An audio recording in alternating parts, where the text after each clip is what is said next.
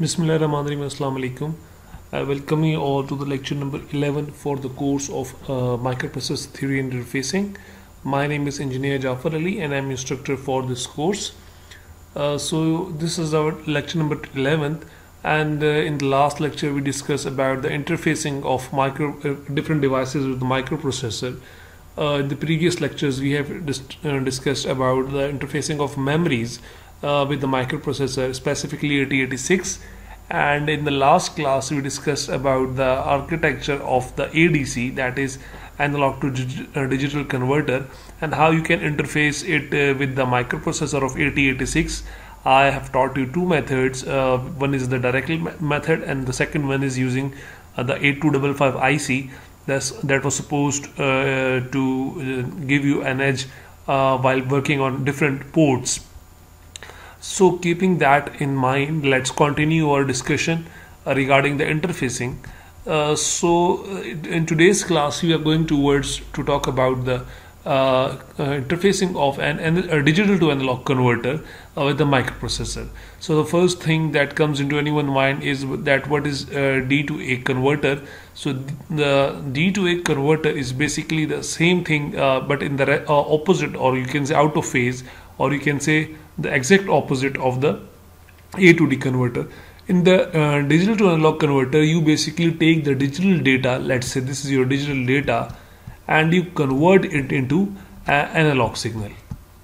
Analog signal is being created with the use of this digital data, and this is how this DAC works, or you can also call it D/A, or the second name is DAC. So this is the thing. And let's talk about why do we need this convergence. So you see, mostly people or human beings do not understand the machine language or the binary language, and they do have a quite bit of understanding of this analog signal. For example, I am talking to you, so let's say if you are hearing my voice in terms of these binary bits, that is zeros and ones, you won't be able to understand what I am saying. So you need to have analog signal back to hear my voice and to understand what I'm trying to say. So for that you have to have an digital to analog converter, because I am using A to D converter for the ease of transmission and the things involved during the transmission, all the processes that are involved for the transmission. I've already discussed with you that this is your, let's say, transmission side, and this is your reception side, and in the transmission side you have an analog signal and you want to transmit it over the channel, and there are several processes that are involved during this transmission, and you know that digital data is much more convenient to process on, to edit, to modify, as compared to analog data. So the thing which is being done on the transmission end side is basically you convert your analog signal, that let's say this is your source, this is me talking to you, my voice, that is analog signal, is now converted into this is my analog signal. Let's say this is my signal, this is my voice signal, and this is now converted into form of ones and zeros. So this is done on the transmission end sides, and for this you need to have an ADC, that is analog to digital converter. And there are several methodologies are involved. We will be discussing that in the coming semesters, inshallah.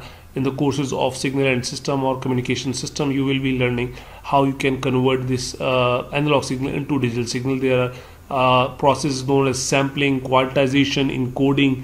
These are all involved in this analog to digital converter. But for now, let's say you have an IC, and you have to basically in the last lecture we discussed about the interfacing of this ADC with the microprocessor of 8086.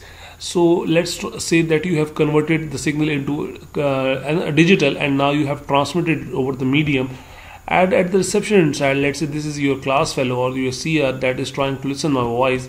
So he will be needing analog signal to hear it, because if he hears about zeros and one, he won't be able to understand that what I'm saying to all of you. So better representation will be needing this DAC, that is digital to analog converter. So this digital to analog converter will translate my digital data into a same analog signal that was actually sent. let's say this, there is no noise in the channel and there is no errors, so this data will be converted as it is. I'm sorry, my drawing is not that much good. So this is the reason why you need this D to A conversion. And now let's talk about the interfacing of different ICs. There are one IC known as MC1480, or this is also known as most common name of this IC is basically DAC 808, or you can say DAC 808. So this is the common name of this IC. I'm going to tell you how you can interface this IC or this DAC IC with the 8085, 8086 or 8088. We will be talking about generic so you can have a better view. So let's talk about the interfacing of a DAC to a PC, that is your personal computer. And before that, let's brief about what is DAC. So DAC is nothing but digital to analog converter, and this is a device that is used to convert your digital pulses, or you can see the bits, because you know that this ones and zeros are nothing but electrical pulses, and you have to convert these pulses into analog signals. Now you have two methods for making this DAC. How this DAC is basically made, there are two methods. The first one is known as binary weighted, and the second one is R or 2R ladder. These are the two methods for the making of this DAC, but most commonly the ICs are mostly that ICs provide basically use this later method, that is R or 2R ladder. This method is most commonly used by the manufacturers of different ICs that provides the manufacturing of this DAC, because this provides a much more of precision as compared to the previous method that was binary weighted. So this is beyond the scope of this lecture, but we are going towards how the criteria for how you can basically select this converter. So the first thing for judging a DAC, that is digital to analog converter, is that resolution. So resolution is nothing but a function of the number of the binary inputs, at how much inputs you are going to have. If you are going to have 8 inputs or 10 inputs or 12 inputs, so the common ones are 8, 10 and 12. So this is why the inputs are much more important. So the binary inputs are required, and this binary inputs show the resolution of this converter. The second thing then you need to have to look on is basically the number of analog outputs level, that is equal to 2n. So n is the number of inputs. So if you have, let's say, 8 inputs, so the number of output you can have is basically 2 power 8 output.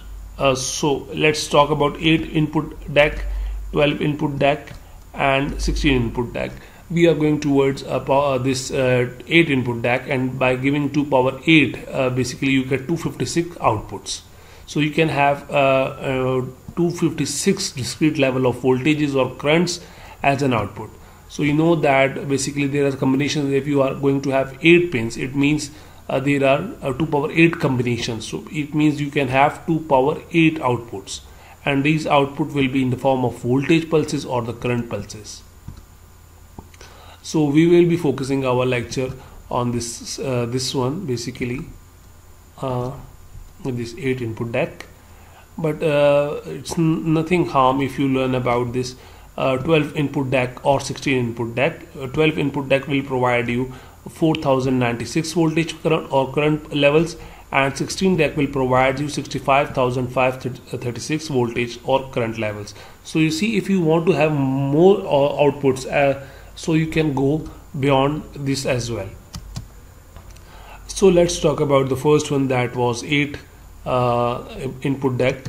So this 8 input DAC is commonly referred as MC1480. The IC name of this is basically 1480, and the common name of it is basically DAC 808. So in this, you know that the input pins will be 8. So in MC1408, the digital inputs are converted into the current, and by connecting a resistor to the output pin, we convert the result to the voltage. So you know that if you connect a resistor basically with a current, you get the voltage across that. So the current provided by the I output is the function of the binary numbers that is provided to the input from the D0 to D7 and the reference current. let's say the reference current is normally set as 2 milliampere. It is varied by the manufacturer or the client requirement. So you can have any value, but this is, let's say, the conventional value. You can call it the conventional value. The reference value is normally taken as 2 milliampere, but this can also be changed. This is not this is just an introduction to you. So you can change the value as per requirement. So the output will vary according to this. I reference will be multiplied with the half of each input. So you can basically get a normalized output.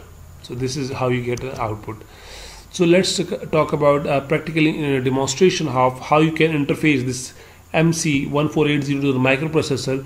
And there are also two methods: directly to microprocessor or using this A255. So in the first one, we are going to look about the combination of A255 that was also discussed in the previous lecture.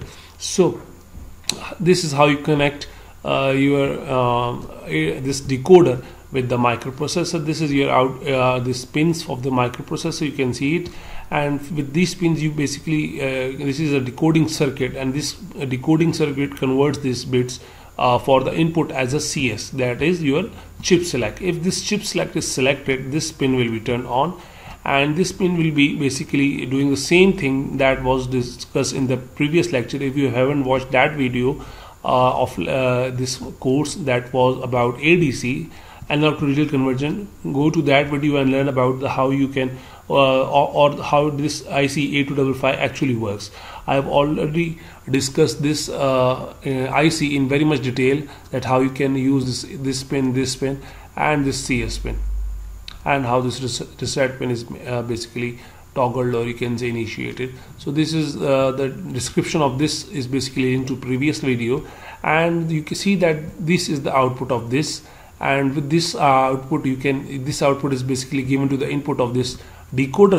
This you can say is the digital to analog converter, and with this digital to analog converter, this basically decodes the signal, or you can say converts the signal back to analog signal. And you know that if you want to change the signal from digital to analog, you have to have an this electrical circuitry, and this electrical circuitry is provided to you using external sources. You can see that there are different kinds of resistor and sources provided to you. These are normally known as pull-up resistors in normal circuit, but you can see that on them over here as well. And these basically voltages provided the reference voltage. You can see you are providing a plus and minus voltages. The plus one is basically +5, and it is dropped down to a specific voltage to provide a specific reference input. And this reference pin is basically being grounded to make effect of this circuitry, to make it complete. And this is basically your output, and this output you can see it on the scope as well. And you can see how this a digital signal was converted into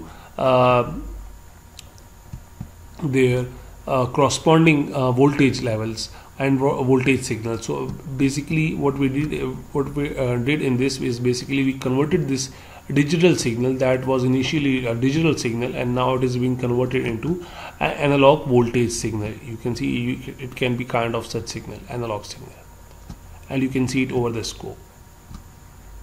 So this is how you actually manage or interface this IC to a microprocessor. It is not that much of rocket science, but there are some tools that you need to have involved in. So the first tool is basically, you know that the most important is the code for that decoding.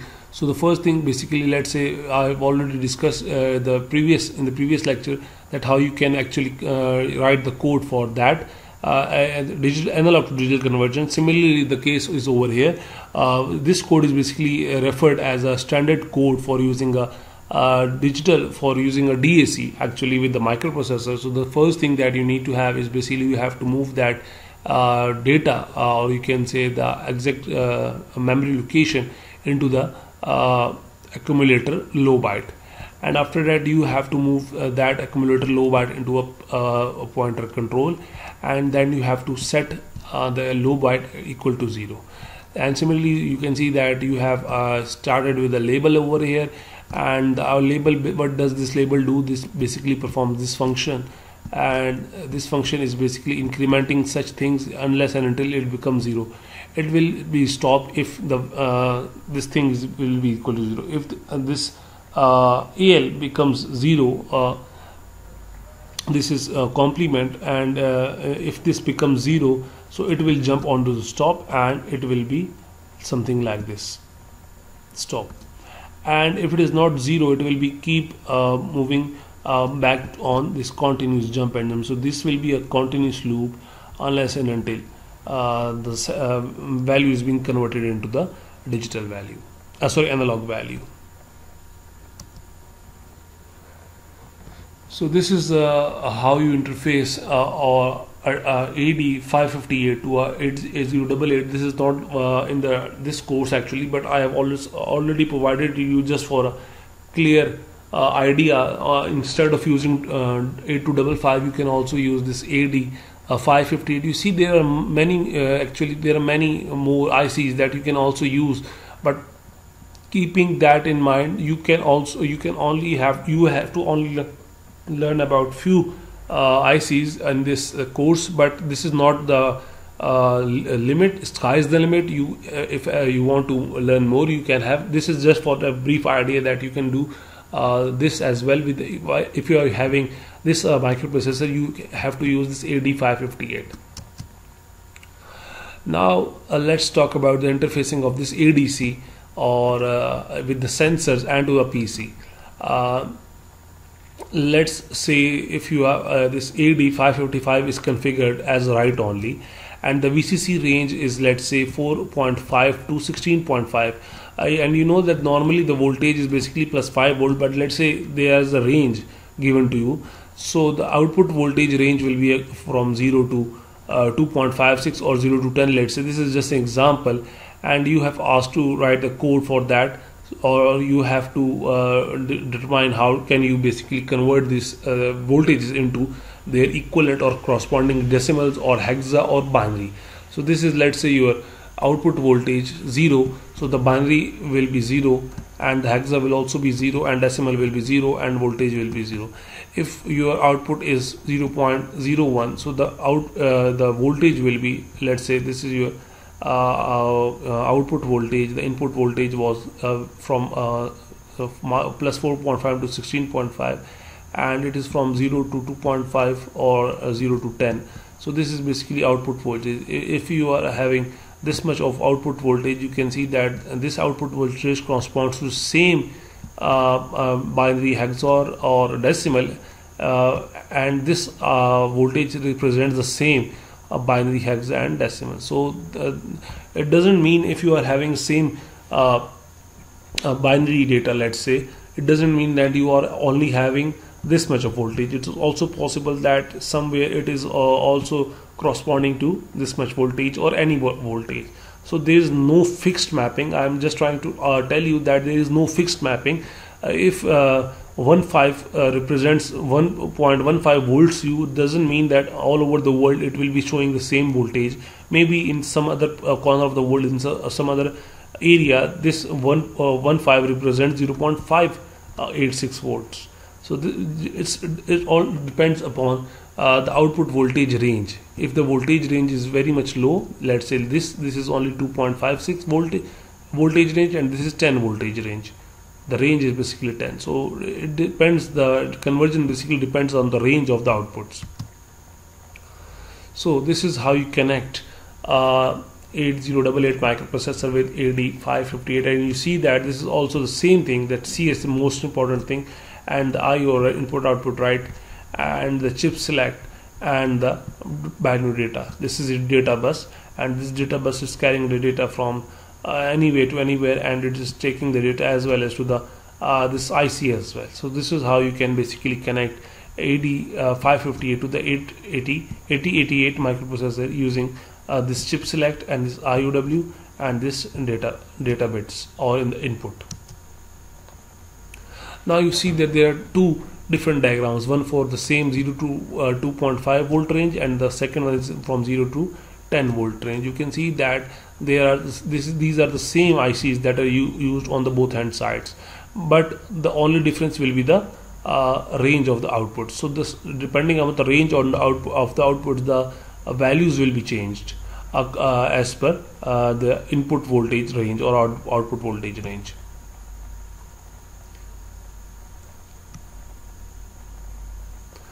So let's talk about the pin description. So you know that this RD basically is a read pin, and it is active low input signal. This is active low input signal. It means that it is used to get the if you want to convert the data out of a chip, and for that you have to put the value of CS equal to 0. If a high to low pulse is applied to the RD pin, the 8-pin data output shows up to the D0 to D7 data pin. So you see that this RD is also referred as output enable. So if you want to do output of this using this, you can see that if you want to take the output of this, you can see this is BCD, this is binary data bus, BDB. So if you want to bidirectional data bus, BDB, not binary, bidirectional data bus. And if you want to take this pins as output, you have to, what do you have to do? You have to actually set the CS is equal to 0, and then if you apply low pulse, high to low pulse to this RD pin, this will be converted as a output. That is why it is also known as output enable. This is your write operation, that is from active low input signal. And what does it do? It basically start the conversion. Similarly to the case of the ADC, it also starts conversion, and for that you have to make the CS 0, and at the WR pin you have to make a low to high transition. When you make the CS 0 and start this give this WR pin a low to high transition, this AD804 or 808 or whatsoever will start converting the analog signal input value to a 8-bit digital number. This is your ADC.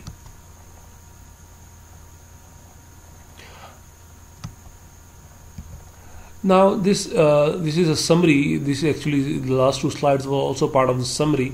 You know that this AD804 basically was a ADC converter, and the steps were involved in this whole procedure is basically the conversion. For the conversion is mentioned over here. The first thing that you have to do is basically you have to make the CS 0 and send a low to high pulse to the WR pin to start the conversion, and for that you have to keep monitoring the INTR. If the INTR is low, it means the conversion is finished, and if it is not finished, you have to wait, and you cannot initiate this INTR in between the conversion. Now if the INTR is high, it means that it is being busy, and it means that the conversion is still going on. After the INTR become low, we have to make the CS equal to 0 and send a high to low pulse to this RD pin to get the data out of this chip. So these are some important points that were also these two were basically summary. These were summary. This starts from the last three slides are basically summary of the previous lecture as well. So this was all about the interfacing of ADC and DAC with the microprocessor of 8085, 86 or whatsoever. It's a generic topic, and I will highly recommend if you follow the books.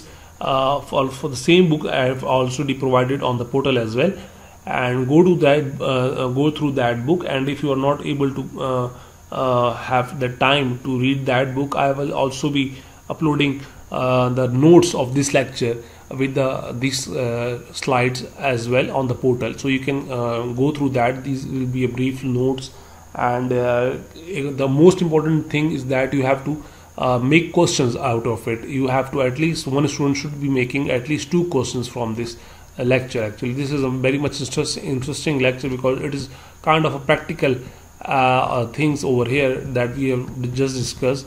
So you have to write the questions. At least 2 questions will be I will be very much happy if you ask good questions in the class. Not good questions, you can ask me any question. You know that I am very happy if you ask questions to me. So because I believe in that, the more you ask, the more you learn. I'll see you in the class. That's all for today. Thank you. Allah Hafiz.